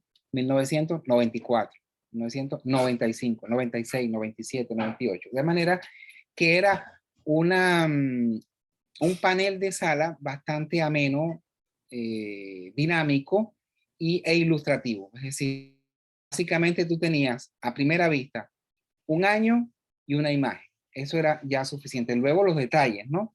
Vean cómo ustedes aquí cómo se jerarquiza la información, el año engrandecido, la imagen después, la ficha técnica del evento del cual se trató y los créditos en los casos que eran necesarios, ¿no? Y todo en un sistema de columnas. ¿Qué pasa aquí? ¿Y por qué me detengo tanto en esta diapositiva? Porque esta diapositiva nos recuerda que la práctica didáctica en el museo es práctica en físico y no en un libro. Es decir, funciona distinto al catálogo. En el catálogo estamos, todo el conocimiento de la imagen se transmite página a página, ¿no? En el espacio museístico, todo el conocimiento que se pueda transmitir se transmite paso a paso, un cuadro a la vez, ¿no? Y eso demarca una condición importante. Recordemos aquello que decía Roland Barthes, perdón, Maurice Merleau-Ponty, a propósito de la fenomenología de la percepción. Decía que el cuerpo es parte del aparato visible y es con el cuerpo que uno ve. Uno no ve con los ojos, ve con todo el cuerpo. ¿Por qué? Porque los ojos están en la cabeza se mueve, la cabeza está sobre los hombros y los hombros a su vez descansan sobre toda nuestra corporalidad que remata en nuestras piernas y nuestros pies. Entonces uno lo que hace para ver es desplazarse, moverse, agacharse, inclinarse, ver oblicuamente, ver de frente. Y toda esa dinámica es lo que demarca esa idea merleau-pontiana de que no se ve sino con el cuerpo, ¿no? Y eso es lo que tiene que tener en cuenta cualquiera que quiera hacer un texto para sala. Que el texto va a ser leído, pero en una situación física muy distinta a la que ocurre cuando uno está frente a un libro, frente a un catálogo, etc. Porque ocurre en el espacio, ¿no? Y la lectura está espacializada o debe plantearse desde el punto de vista de la espacialidad. Aquí otro ejemplo. La exposición antológica de Claudio Perna en la Galería de Arte Nacional en 2004, es decir, en la sede antigua donde hoy está de nuevo el Museo de Bellas Artes, el edificio viejo. Y vean ustedes aquí otra vez el tema de la jerarquización. Vean ustedes, aquí la curaduría fue de Zuleiba Vivas, la museografía de Carmen Araujo, de quien hablamos hace un rato, el diseño del departamento de diseño, ¿no? Puse departamento de diseño porque habían dos chicas en ese momento allí, cuyos nombres no recordaba, pero vean ustedes la jerarquización de la información. El título, ¿no? Que es casi una marca, es como la ampliación de los sellos característicos de Claudio Perna, ¿no? Es un sello ampliado. El texto de sala, 3 párrafos, entre 5 y 7 líneas cada uno, y al final una frase que es una frase de Claudio Perno, ¿no? Ahora está ilegible en la imagen, pero vean ustedes a través de la imagen al fondo, siguiendo por donde van las pinturas, hay una línea diagonal en el techo. Eso no es un riel, eso no es una madera, eso es un texto de Claudio Perna. Es decir, que aquí otra vez tenemos todo el proceso de la jerarquización gráfica de la información. El título primero, la información al centro, a las citas y los epígrafes en otra letra o en otro tipo de diagramación. Eso es lo que nos va a marcar entonces el tipo de lectura. Ahora, en sala, ¿por qué los textos han de ser breves, concisos y directos? Y ya este es un texto largo, ¿no? Tiene 3 párrafos, ¿no? Los contenidos que se manejan allí, que normalmente escribe el curador, pero que requieren una severa revisión de parte del Departamento de Publicaciones y de parte del Departamento de Educación, ¿no? ¿Por qué? Porque se trata de información muy sensible, probablemente es la única información que va a leer el espectador. ¿Por qué razón? Porque muchas veces el espectador no lee los textos de sala, pero si los lee, ahí hay una información muy relevante que debe decir a quién es Claudio Perna, por qué se hace esta exposición y cuáles son los aspectos relevantes de esta exposición. Y eso hay que decirlo clara, concisa y de manera amable. Es decir, tiene que ser un texto que ingrese fácilmente a la lectura del espectador y que sea sostenible con las condiciones en que se lee. Es decir, es un texto que va a estar, que tiene un lector que está parado, no tiene todo el tiempo para la disertación, que debe ubicarse en un área en donde no interrumpa la circulación o donde haya espacio para que 2, 3, 5 personas estén viendo al mismo tiempo y los demás sigan viendo la exposición. Entonces, todas esas cualidades hay que considerar en los textos de sala. Otro ejemplo. Este es en el Museo de Arte Contemporáneo en el año 2008. A la derecha tienen un texto de sala donde hay demasiado texto, ¿no? Pero está pensado como si fuera un periódico. Es decir, hay un juego allí, ¿no? ¿Por qué? Porque la exposición se llamaba Cambio de foco, lo social más allá de las páginas sociales, ¿no? Y entonces cambio de foco es como si se tratara de un periódico que habla de lo social, la cotidianidad y la fotografía, y en donde están en cada uno de esos párrafos los tips informativos sobre la exposición, ¿no? Y que remata con esta imagen al final, que es como una cinta fotográfica, ¿no? Como una película fotográfica, ¿no?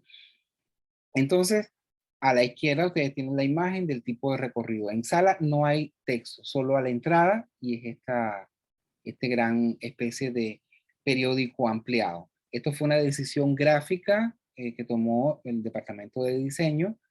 En este caso estaba allí también Carlos Rodríguez, ¿no? Y ahora nos vamos a Bogotá. Esta es una exposición sobre fotografía latinoamericana. Oye, estamos muy bien con la fotografía. Urbes Mutante, una exposición sobre arquitectura, urbanismo y fotografía, si lo quieren ver así, en el Banco de la República de Colombia, en Bogotá, en el año 2012. Y vean ustedes la escala monumental de la diagramación de texto para la exposición, ¿no? A la izquierda, el texto central de la exposición, según lo que hemos comentado ahorita, es un poco largo, pero está limpiamente colocado en un área que no incomoda, pero es un texto bastante largo. Después de la puerta, como ustedes ven, sobre el fondo verde, el título de la exposición lo suficientemente claro y jerarquizado, ¿no? Que por cierto se repite en el plano gris.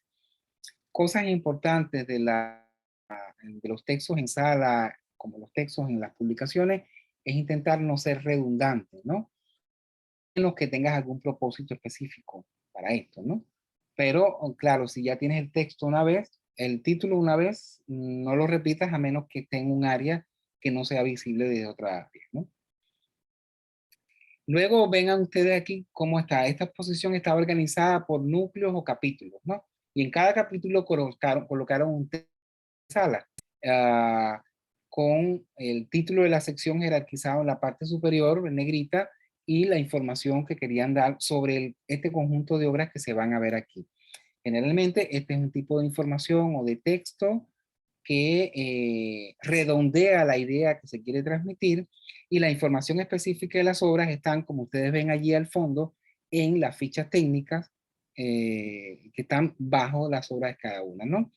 Veamos entonces cómo venimos de un sistema informativo completo que hay que planificar. Por eso es que siempre hay tanto trabajo en el museo. Tenemos títulos de sala, texto general de sala, subtítulos de áreas o núcleos de exposición, textos de núcleos de exposición y fichas técnicas, ¿no? Y cada una de ellas tiene un requerimiento específico, ¿no? Lo veamos aquí en esta exposición. A la izquierda, la persona, la chica está leyendo el texto de sala, el texto del área del núcleo de la exposición. A la derecha, el joven está viendo la obra y viendo la información específica sobre la obra, ¿no? Entonces, aquí tenemos un caso en particular de cómo funciona esto.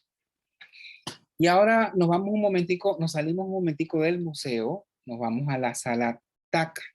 En el año 2019, esta magnífica exposición colectiva al encuentro, que fue hecha a varias manos. Como ustedes ven, es una curaduría conjunta entre Carlos Ancheta, Elizabeth Benatar y Joana Pérez Daza, con el diseño de Carlos Rodríguez, a quien hemos visto ya en varios otros ejemplos, ¿no? Con los textos de sala. Observen ustedes cómo están ubicados los textos de sala, casi interviniendo las obras, pero las obras están diagramadas como si fuera una página de un libro, ¿no? Como ustedes ven allí. Y una cosa muy notable y sensible, observen cómo los nombres de los artistas están colocadas en áreas que poco usuales en una exposición. En las esquinas, vean ustedes en el borde del panel,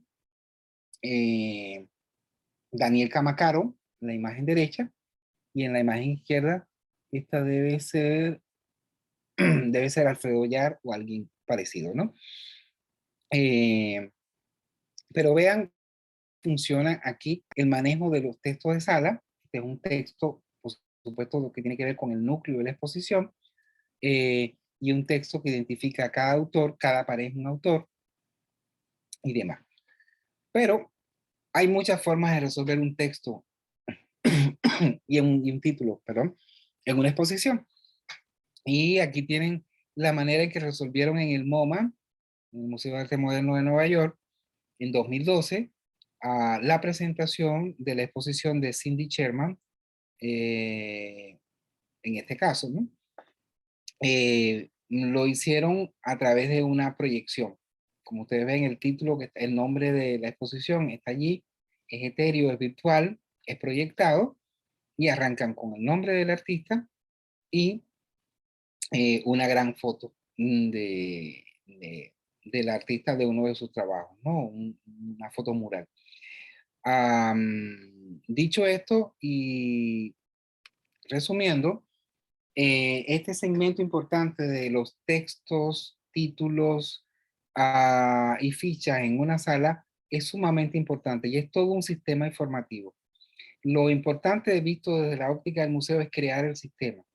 Esos sistemas pueden variar según la exposición o según el criterio general de cómo se maneja el museo. Hay sitios, por ejemplo, en donde se emplea el piso para titular. Hay otros sitios donde se utiliza la información a la escala de la mirada. Hay otros sitios donde se utiliza la información bajo la escala de la mirada y la gente tiene que agacharse. Por eso es bueno recordar siempre aquella idea fenomenológica de Merleau-Ponty sobre que en un museo el espectador no va a ver solamente la obra con los ojos, va a verla con su cuerpo, se va a desplazar y hay que contar con que esos desplazamientos sean naturales, ¿no? Ah, con no hacer incómoda la percepción, con no poner, bueno, además de no poner las obras demasiado altas o demasiado bajas, que los recursos informativos que empleemos en sala estén acordes con todo esto, ¿no? Y con los criterios también de iluminación, etc. Bien, cuénteme, hasta aquí, ¿qué opinan? Ujú. Bueno, profe, o sea, verlo desde esta perspectiva es interesante porque uno va al museo, concientiza todas las áreas, todos los detalles, todas las especificaciones, que si título de sala, texto de sala, Ujú. técnica. O sea, uno lo ve quizás unos más vanguardistas, otros más clásicos, pero al Ujú. final la estructura, como usted dice, es la misma. No pueden tener 10 conservadores, uno tienen 2, pero la Ujú. estructura básica es la misma en todos, ¿no? Sí, y Y porque ese trabajo hay que hacerlo en todas las áreas, conservar, registrar, investigar, editar, diseñar, eso no se puede salir a la calle sin un diseñador, sin un editor, sin un conservador, sin un curador, porque todos estos elementos son los que configuran esa experiencia eh, para mí emocionante de lo que significa estar en el museo, ¿no? Y de sentir de que todo está funcionando, pero todo está funcionando al precio que acabamos de ver en ese cuadro grande que tenemos. Es decir, hay miles de gente trabajando para que eso suceda así, con ese grado de precisión y exactitud, ¿no? Eh, y a veces tienes que, no sé, que quitar gran parte porque hay un dato que no está bien. Y tú dices, bueno, el espectador no se va a dar cuenta porque no es experto. Sí, pero nosotros sabemos que eso no es correcto. ¿Por qué? Porque si viene un niño a hacer una tarea escolar y copia un dato incorrecto, lo reproduce, ¿no? Eh, hablando también de eso que usted decía, que un museo grande tiene 10 a 12 exposiciones al año. Me ujú. imagino que ya tienen planificado el año que viene, quizás 2 años adelantado de lo que van a exponer. Entonces, el trabajo es de verdad constante, pero por más teoría que veamos, creo que si uno no se mete en un museo, como a ver su operación, está fuera de la dinámica, pues. La teoría es Sí, una cosa, pero estando ahí, ¿no? sí, sí. Son proyecciones así largas. Sí, Y en realidad, el óptimo, la óptima, los museos planifican a 5 años. a 5 años. A 5 años, porque si usted quiere, por ejemplo, reordenar la sala principal del Louvre, el gran corredor principal del Louvre, tú dices, wow, ¿cuánto cuesta eso? Tanto, ¿no? Wow, palabras mayores, tú necesitas recursos para eso. Mm. Entonces tú no lo vas a poner para de aquí a 6 meses, ni siquiera para de aquí a 2 años, para de aquí a 5 años. Y entonces tú empiezas a planificar el ordenamiento de las salas del Louvre de aquí a 5 años, porque tiene una logística complejísima, porque tú dices, ok, cuando empecemos la remodelación tenemos que ver a dónde reubicamos las obras, Mm. porque el público sigue viniendo. Y no es muy conveniente al Louvre cerrar en el 2023 o el 2024 una sala, porque la gente se pagó su pasaje para ir a ver, no sé, la Victoria de Samotracia, ¿no? Por poner un caso, ¿no? Entonces, ajá, tenemos que habilitar otras áreas mientras estamos remodelando esta parte de la colección. Y además tenemos que hacer toda una campaña informativa, tenemos que hacer una serie de cosas, y necesitamos recursos para cada etapa. Entonces, el museo se prepara así. Pero eso sí, cuando llegue el 2028, aquello va a ser apoteósico, ¿no? Porque te preparaste para eso. Eso es, digamos, lo óptimo. Así funcionan los grandes museos porque cada cierto tiempo hay que refrescar, porque cambian las generaciones, cambian los públicos, cambian los intereses y tú tienes que cambiar todo. Ahora, las exposiciones temporales no sé, Sí, otra. vamos a hacer una retrospectiva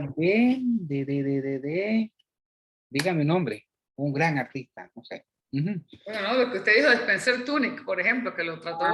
Ok, vamos a hacer una retrospectiva ok, una retrospectiva de Spencer Tunick se puede hacer en 2 años. 1 año para investigar, no sé qué, y también para coordinarlo todo, ¿verdad? Claro. Y una retrospectiva de Spencer Tunick es manejable, ¿no? Pero requiere un trabajo de investigación, requiere... Profe, por ejemplo, si a usted le dicen eso, usted es el investigador, le dicen, Félix, tienes 1 año para investigar, así. Así, así.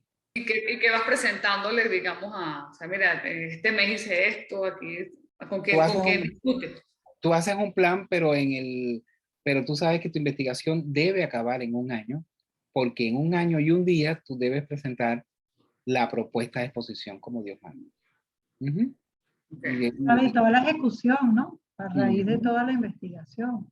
Exactamente, ¿no? Bueno, y yo me imagino que, por ejemplo, cuando se plantean exposiciones así que requieren del traslado de obras de otros museos, que Ujú. implica toda esa gestión de seguros, traslados, Sí, aclimatación y no sé qué, entonces son procesos súper largos, ¿no?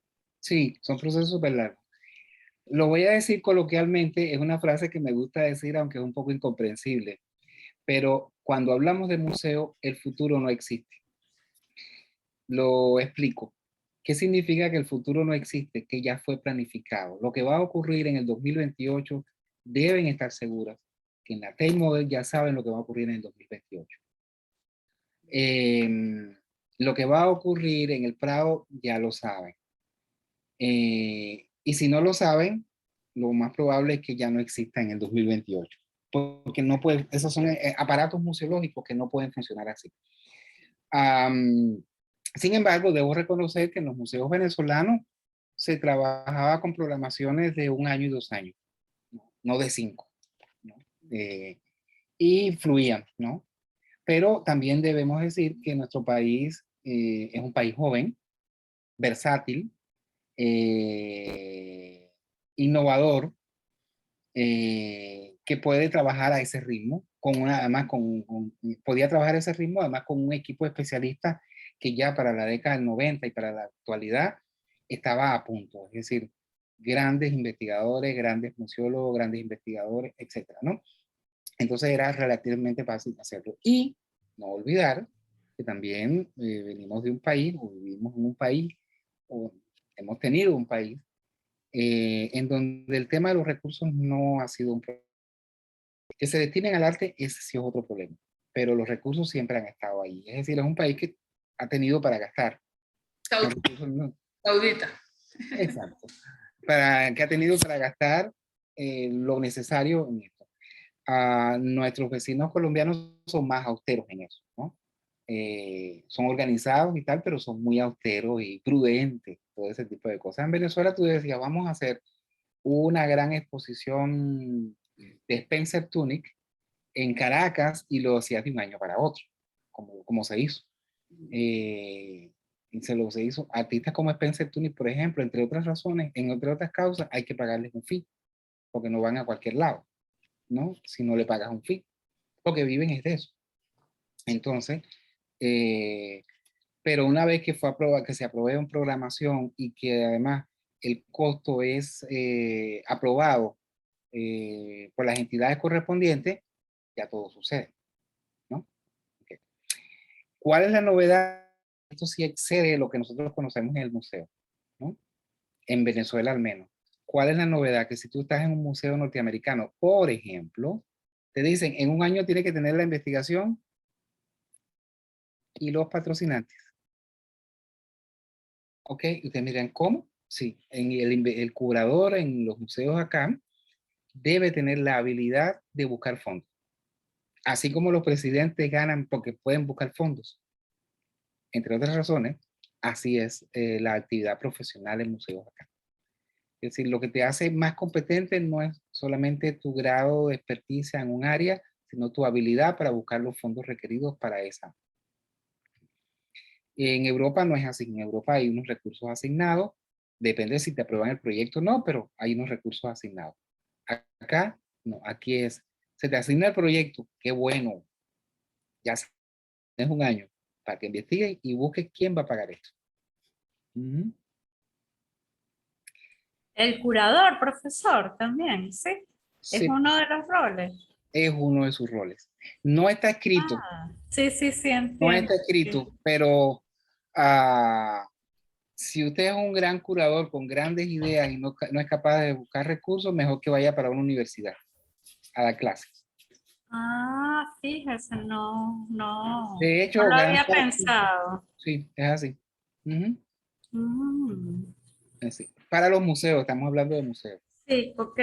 Ujú, Sí, a eh, nivel de galería sí es el galerista, me imagino, que se encarga. ujú, exacto. En Sí, los sí. museos venezolanos había un área administrativa, había un comité asesor que casi siempre, por la cosa prudente, estaba compuesto por un empresario, alguien vinculado al aparato ejecutivo gubernamental y alguien experto. Entonces, entre los tres, se balanceaban las cosas y entonces, bueno, por lo menos sus contactos eran útiles para conseguir recursos adicionales, pero ya había una base, por ejemplo, ¿no? Es decir, ya había una base. Y así funcionaba, así ha funcionado. Así en México, en Colombia, en Ecuador, funciona el sistema de las aplicaciones anuales. Toda institución tiene que tener un plan que debe presentar con un año de antelación para que se aprueben sus proyectos. Si todos los proyectos son aprobados, todos tendrán los recursos. Si aprueban uno sí y otro no, y tú quieres insistir en hacer el proyecto, tienes que buscarlo tú, ¿no? Es decir, el director del museo. Ah, pero en Norteamérica es distinto. ¿No? Tú necesitas tener tanto las habilidades técnicas como las habilidades gerenciales. Tienes que gerenciar la cosa, ¿no? Eso te hace además más competitivo eh, y más. Y por supuesto es agotador. Muchos colegas, por supuesto, disfrutan el tiempo el tiempo inicial, que casi siempre son los primeros 3 a 5 años, y después dicen no más, porque es muy agotador. Es decir, no es solamente explicarse Es una responsabilidad, una presión extra que, oye, Sí, sí, sí, es muy exigente, ¿no? depende del contexto también y, bueno, político, económico también, ¿no? Es como, sí, bueno, me imagino que es un agregado, pero es un poco injusto, creo. Sí, bueno, fíjense ustedes habrán notado que muchas veces, sobre todo en los curadores latinoamericanos muy notables que hemos visto por allí, ustedes han escuchado, por ejemplo, que alguien es curador Estrellita Bronsky en la Tate Modern, o alguien es curador Patricia Phelps de Cisnero en la tal, o que alguien es Cintas La Cruz, Curator of no sé qué, ¿no? Eso significa que eso es un patrocinio específico que te da una fundación, entidad o filántropo para garantizar que tu cargo esté allí, porque el museo no te lo va a pagar, ¿no? Eh, por ejemplo, ahora que en el Museo de Arte Moderno de Nueva York existe un instituto para el estudio y divulgación del arte latinoamericano que dirige Inés Kassenstein, eso no lo paga el MoMA, eso lo paga la Fundación Cisneros. Ujú. Ahora, lo bueno es que es una alianza muy favorable, tanto para el arte latinoamericano como para el arte norteamericano, porque da como una diversidad, no sé qué, y tal. Luego, si nos queda tiempo, hablaremos después de lo que significan las grandes instituciones y lo que significa ser parte de esas grandes directivas, que son las que realmente movilizan a los grandes museos. Formar parte de lo, como se dice en Norteamérica, los boards de los museos. Eso es lo que inclina la balanza a veces en una dirección u otra, ¿no? Pero eso está en otra entidad que planteando por encima de estos, ¿no? están estos board, que son, si lo quieren llevar al mundo empresarial, es como una junta de accionistas, ¿no? Y ahí es donde ocurren las grandes negociaciones, ¿no? Porque son los que hacen posible, ¿no? Que todo ocurra en los museos. Es decir, está el director ejecutivo y todo, el que sé yo, que es el que da la cara, el que dirige todo, el que lleva la nave, etcétera, y demás, pero tiene que escuchar al board, ¿no? Y el board, entre otras cosas, son personas muy influyentes y son influyentes por dos razones, ¿no? Por la relevancia de la actividad que realizan como filántropos, ¿no? Son grandes coleccionistas, ¿no? Y por su posición económica, que es muy relevante también. Por eso están en eso, ¿no? Entonces, muchas cosas se debaten en el board, y el board, tú puedes proponer cosas, o yo propongo, y entonces ahí va, ¿no? En Latinoamérica, algo de eso se pasa, pero es mucho menos decisivo, digámoslo así, ¿no? Sobre todo porque los museos están adscritos a directrices bastante claras y moderadas, ¿no? En sus funciones. Pero en Norteamérica sí. Es esta última parte del recorrido vamos a quedar con divertido sabroso. A nosotros nos interesa publicar en el museo y nos interesa que las salas estén.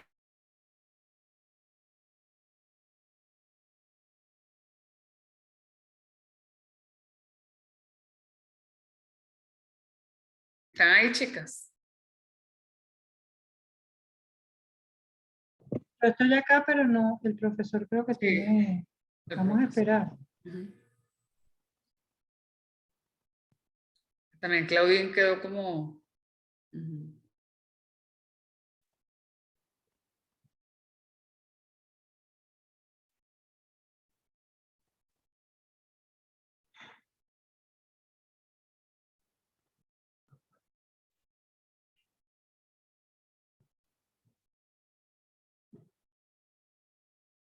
Se fueron todos.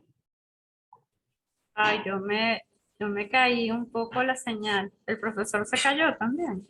Sí, Ah, a él fue el que se le cayó completo, bueno, pero seguramente trata de ingresar para despedirse.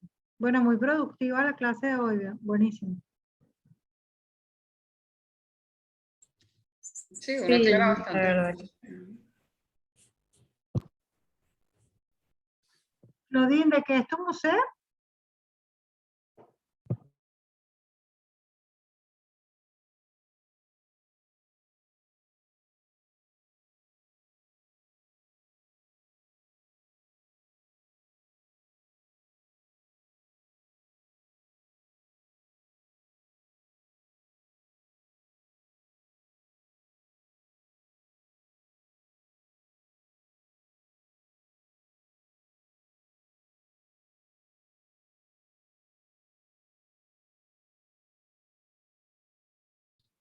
¿Están ahí, chicas? ¿Qué pasó?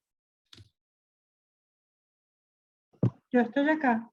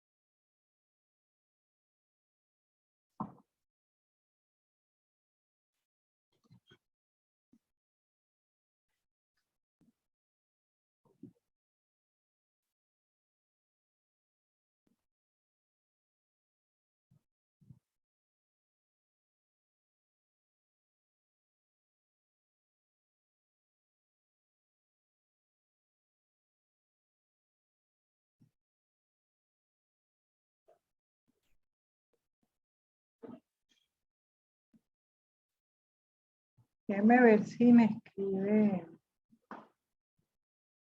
Félix. Ok, vamos a ver si... Disculpen, Ah, mira, algo sí. ocurrió, ok. Vamos a preguntar si se va a volver a conectar o no.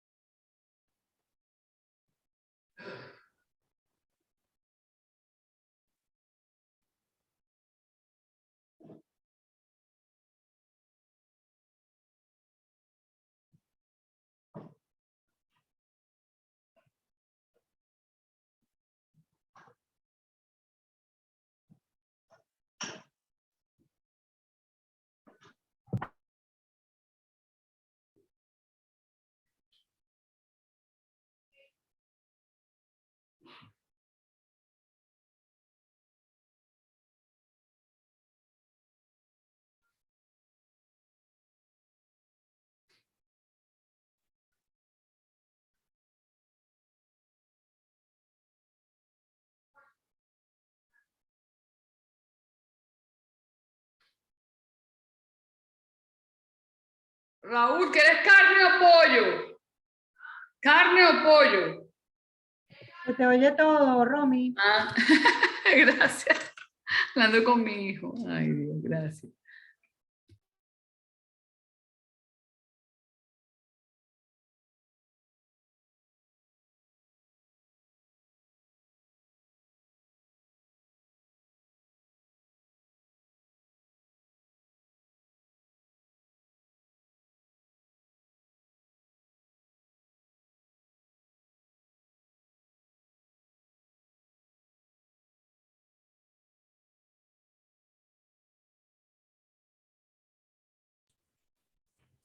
Ajá, epa, ¿qué pasó?